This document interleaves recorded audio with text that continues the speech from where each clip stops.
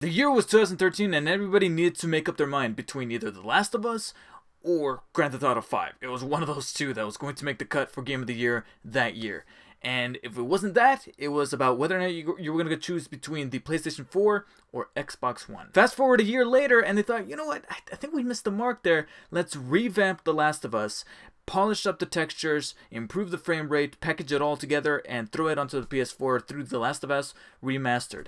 And somehow I managed to acquire The Last of Us Remastered, but I never got a chance to play it. I don't know how exactly I bought it. Maybe it was on a sale, maybe it was free, maybe I got a free code somewhere. I can't not remember. I legitimately can't remember. The only thing I remember is that I got it digitally and it was sitting on my PS4 for the longest time. But every time I would try to play it, something would come out and it would just be pushed back into my backlog further and further because I wanted to experience The Last of Us all over again. Because ever since playing it for the first time in 2013 on my PS3, I knew it was embedded into my mind, and it was in fact my favorite game of that year. I actually preferred it over GTA 5. And not just because it wasn't exclusive, but because it just had better storytelling perspectives and better gameplay, better nuanced gameplay than GTA 5 did, even though they were just both great games in their own right. Suddenly, the years go by, and so many games ended up having to be deleted because every time I would try to play a new game, it would tell me that I would run out of space, and the game that I always thought about deleting would be The Last of Us, but I'm like, no, I'm not going to delete it. I'm not going to delete a 40 gigabyte game that took me about a week to download because of the internet I have here. I'm going to get to this. I'm going to get to this eventually. Finally, this last week, I put everything aside video game wise in terms of the new releases and the games that I was trying to catch up on for 2017 Game of the Year, as well as the backlog on my PlayStation 3 or even other consoles like the Xbox One or my 3DS. And I told myself, David, let's do it. Let's finally fucking do it. Not only because I want to experience this game on the new console with the brand new perks and polish and everything that they kind of threw in to this new version, but I want to get rid of this game. I want to get rid of this game off of my hard drive so I can install new games, put more updates to the games that I have currently on there, and not have to worry about running out of storage. So, sat down for about a week or through and played The Last of Us, as well as an expansion Left Behind through The Last of Us Remastered. And here are my revamped thoughts on The Last of Us about 5 years after its initial release. So we're within the 5-year lifespan of what people are considering to be an instant classic for PlayStation and Naughty Dog, The Last of Us. Now, I know it's not exactly 5 years. I think we just got a few months shy of actually hitting that milestone, but I feel like I just played this recently. It's fresh on my mind. Let's talk about it while it's still fresh so I can tell you guys my selling points. And one of the few things that I kind of missed on my first playthrough and kind of picked up on with this new playthrough on the PlayStation 4. So first I want to get the technical stuff out of the way. The things that they kind of polished and fixed and kind of improved from the original run of The Last of Us on PlayStation 3. The one thing that you're going to notice right off the bat is the improved frame rate. They went from 30 frames per second over to 60, so it's got that very smooth soap opera look. And gameplay wise, that works. I loved seeing the fluidity happen within gameplay, but I have to admit, seeing it through the cutscenes did make me feel like I was watching a soap opera, even though the material is not. Definitely the quality of acting as well as the level of storytelling that this game is able to achieve is still top notch. It's just that from a visual standpoint, watching it play out with that 60 frames per second, there was a part of me that kind of wished to go back to the native 30 frames per second, because I know that this game does have the function to switch it back to 30, but it locks it from almost being worked from the ground up through 60. And because of that, I don't know if it's just me personally noticing this, but whenever I did kind of experiment with the locking from 60 to 30 back over to 30, it looked choppy, and I do not remember it looking this choppy even at 30 frames on the PS3. So it feels almost like it's an artificial 30 frames per second. So whenever I did lock it back just to kind of mess around with it and see how it looked, at least to kind of compare one to the other, it just did not look natural. And I'm like, nah, something's iffy about this version of 30 frames. And even though it's the one thing that I kind of prefer during the cutscenes because it's more closer to the 24 frames per second that the film look usually has, like the 24 frames per second that you're seeing right here in this video, it's not the original one that I remember seeing on the PS3. So I did play through the entire game at 60 frames per second, and over time my eyes did get adjusted to it. The one thing, however, that I did not have any qualms with were the textures and the brightness and how everything kind of popped a little more than it did originally on PS3, at least during the daytime. During the nighttime, I don't know if it's just me. In fact, there were moments where I thought that there was something wrong with my TV, but it did look a little washed out, especially during the scenes early on in the game where it's raining, it's dark, it's nighttime, and you're navigating through these very dark areas that are very badly lit, and yet the screen looks very opaque. It's almost like the contrast is super dimmed down, but the brightness is all the way up, so there's an imbalance there. And I checked my settings in the game, and I checked my settings on my TV. Nothing has been changed, so I thought that that was a little weird. I don't know if that was just me personally noticing that, and nobody else has pick that up. Also, I did notice that the pre-rendered CG cutscenes would load up a lot quicker than they originally did. There was always a black frame though that it would cut to before jumping into a cutscene, and on the PS3 I remember it taking a good while, to the point where for a microsecond I thought something was wrong with the PS3. I was like, is it gonna load? Oh, there it is. Like, I wouldn't be able to get the sentence finished or even the thought processed, but it would kind of give me a little doubt, like, is it gonna load up for like a fraction of a second? Like I said, here it's way quicker. It's almost instantaneously, and I'm like, wow, that's a very significant improvement. However, I do not remember The Last of Us being this buggy. I don't know if it's like a patch that kind of compromised one thing for another, but I did notice some little hiccups within the gameplay. One of the things that almost everybody who reviewed the game back in 2013 for the PS3 kind of agreed on was that the AI was a little fidgety, especially when you had partners that were assigned to you, whether it be Ellie or Tess early on in the game. The AI for the enemies would never notice these people, and it would kind of break the immersion, break the experience a little bit. Here, it did look like that was improved, but the compromise was that Ellie will get me killed an awful lot of times, and it was getting me pissed. I was like, Ellie, you dumbass, I did not tell you to go through there, and they would get over there, get found out, and this would alarm the other guys, the other enemies, and they would come for my ass. And I did not appreciate that. And that didn't happen too frequently. I feel like there were more issues where there was a collision problem, or there was just something that was just not registering with Joel. Like, Joel needed to interact with something, whether it be a door or a bottle that he needed to pick up to distract some clickers, and he just wouldn't do it. He will go a little further ahead and will get me in trouble with a clicker or with an enemy. And it didn't do it enough to break the experience of the game. I still think that the gameplay is incredible here, but it was much more noticeable than I remember it being on the PS3. Now, having already played this game in the past, there were some things that felt kind of different going through my playthrough this second time around, 5 years later. One is that do not let the intimidation of these clickers or these enemies get to you, because this game really does reward you if you explore enough. There were way more supplies and gears and ammo and medical supplies and things like that I was able to find this time around, and I did not touch the difficulty. I didn't make it easier for me, didn't exactly make it harder either, because I at the same time I wanted to explore the story just like I did originally back in 2013, but this time, because I was kind of starting to reach into the recesses of my muscle memory and going like, you know what, there's a clicker on that other side, wasn't there? And sure enough, there was one, or another batch of enemies was approaching, and I kind of knew that they were coming, whether it be in the core game or even in the Left Behind DLC. Having that preemptive approach, knowing that certain enemies were going to come, I wasn't as scared as I was back in 2013 of getting in trouble with some of these runners or these zombies.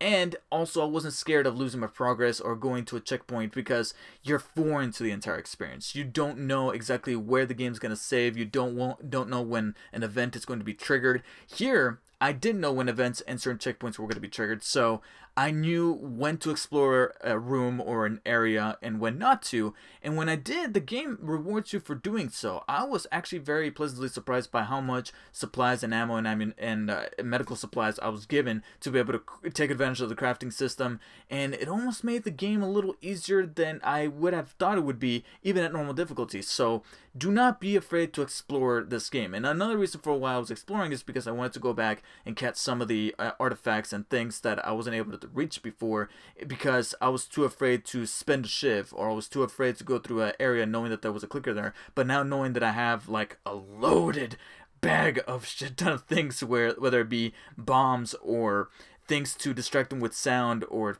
ammo that I know that I can kill this enemy in just one shot, I was able to venture into that zone, and it ended up paying off. And then the second thing that really changed for me playing through it a second time would be the story. It would be the way that I would absorb what many consider to be the biggest facet of The Last of Us, is to be able to tell a very compelling story that's very grounded and very rooted within reality as to whether or not a disease like this would happen and how would it unfold, even skipping 20 years, and how exactly it's able to treat a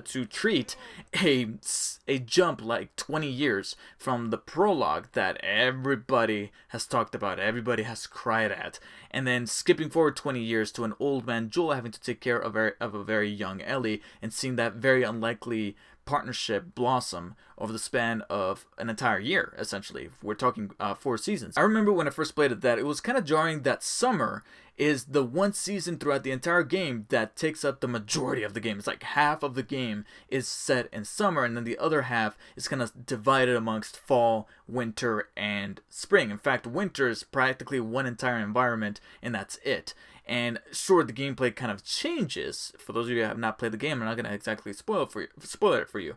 But those 3 seasons kind of make up the back half, and then all of summer is the first half of this game, minus the prologue, of course. And I always thought to myself, like, why is that is that the case? Like, it kind of bugs my OCD knowing that summer is the first half of the game, and then the other 3 seasons don't exactly get there, just desserts. But now replaying the game, I kind of took a new appreciation for why, from a storytelling perspective, Bruce Straley and Neil Druckmann did that. And they did that for a specific reason, and that's because this is a little bit more pivotal than seeing Joel and Ellie go through the university in the fall, or going through the lodge in the winter, and then finally ending up at the Fireflies headquarters during the spring. And that's because in the summer, that's when they kind of stem their base of operations. And by that I mean how exactly they work with each other. That's when they get to know one another, they get their groove with one another, and they kind of realize what type of people that they are, and exactly how they kind of fit in their chemistry. A chemistry that, again, doesn't seem like it's likely for one of our characters, but just like Joel mentions at some point in the game, no matter how hard you try, you cannot escape your past. And the past is essentially what's kind of being repeated during the summer. And that's why the summer is so long, is because not only are we introducing a humongous batch of characters, but we're also introducing a new lore. We're introducing the reason for why these cordyceps fungus kind of take over the zombies, and exactly why it is that Joel and Ellie are kind of destined to be together amongst this really terrible world. And that's because Joel is destined to have that one person that means the world rather than the world itself, which ultimately comes back full circle by the end of this game, and why so many people have revered the ending of this game to be one of the best, even if it's still, after playing it for the second time 5 years later, still feels a little abrupt, because you expect it to be a final shot where they just walk into this other environment and you have the music kind of swell up to kind of hint you at what's coming, but it's just like, snip it, it just cuts to black. Apart from the scripted narrative story that you get from the cutscenes and the performances from the actors and everything that was told from an artistic level, the gameplay was also something a little bit different that I kind of experienced this time around, especially when it catered to the story. And there were both positive and negatives. The positives were that lingering more in certain environments, especially when it came to areas that I needed to explore a little bit more, especially to take advantage of more of the looting, more of the crafting system, because now, like I said, I already know when enemies are going to be popping out and when they're going to ambush me. There were more opportunities to have little encounters with my partner, whether it be Ellie or Tess, and sometimes there would be the encounters where the little triangle button would show up and you have to press it to activate that, because therefore it's optional. And then there would be other ones that aren't exactly optional. It's not a forced cutscene or in-game cutscene in that sense, but it would just be like a throwaway line of dialogue by Ellie, or even by Riley in the Left Behind DLC, where they would just say something that I know for a fact they did not say the first time I played this game, as well as its DLC back in 2013.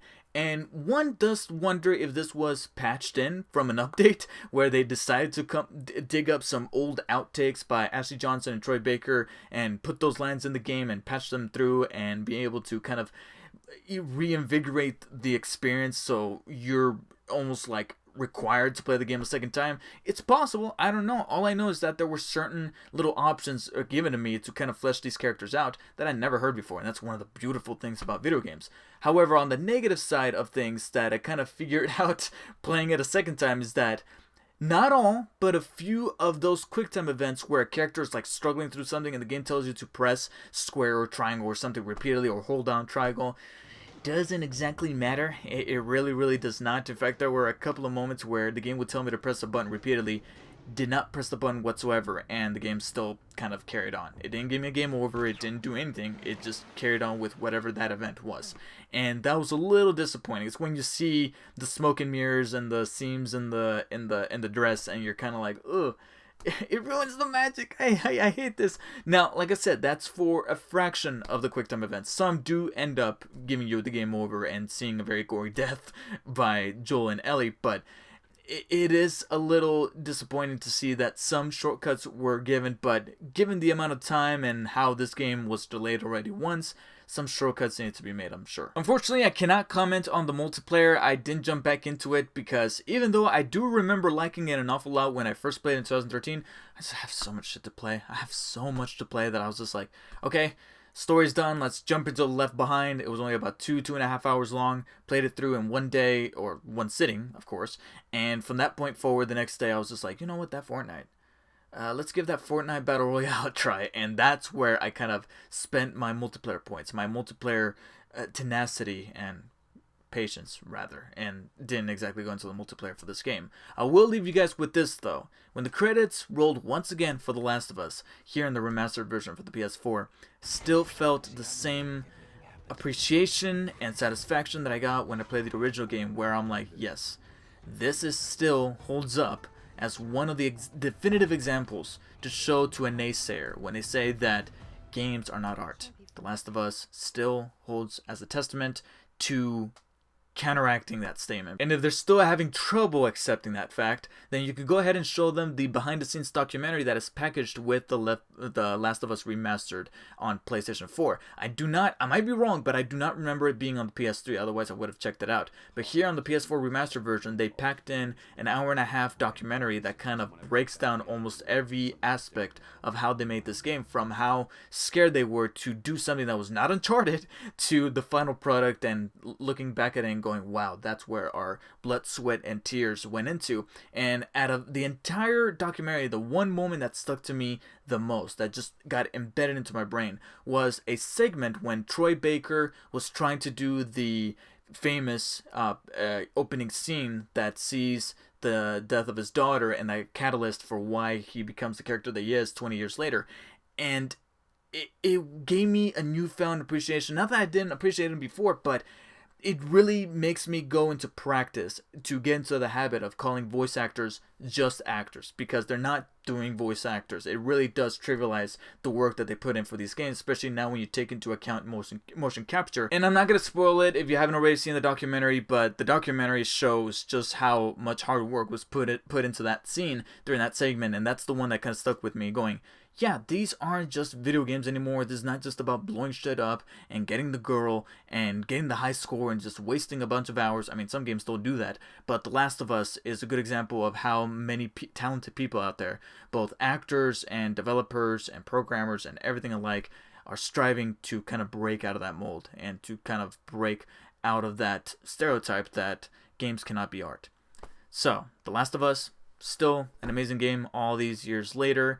And I can personally guarantee you that you should definitely owe it to yourself replaying The Last of Us here in 2018, 5 years later, because rest assured, The Last of Us Part 2 is not coming anytime soon. I think at best we'll be getting that either early or mid 2019, if anything. So, those are my thoughts, my revamped and updated thoughts on The Last of Us 5 years later after its initial release. Let me know your guys' thoughts, having replayed the game, if you have done so within the past couple of years or just recently, in the comments below. What were you guys' best experiences? Or if you played the game day one it came out back in 2013, let me know what that experience was like. And do you think that your opinions have either changed or stayed the same about the game, whether they be good or bad? I want to hear them. Please show your guys' support for the video by hitting the like and share button, and also do not forget to subscribe. Until next time, guys, see you all later. Let's make the cheesy and ridiculous moments of this game, such as that one, or one towards the end where two characters are kissing and one of them is wearing a fucking mask. Oh, yeah. Thanks again. No problem. Grab hold of a rogue balloon anytime. Rescuing dangerous is my specialty. Go get him, Tiger. Spider-Man's the worst!